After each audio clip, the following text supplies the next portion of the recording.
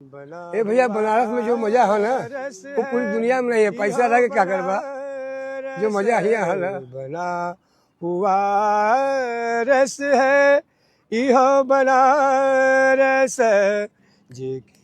जे के आवे के होई।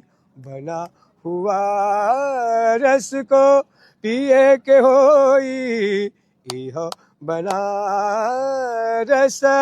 बना रस पीले गटा गट, इहो बनारस।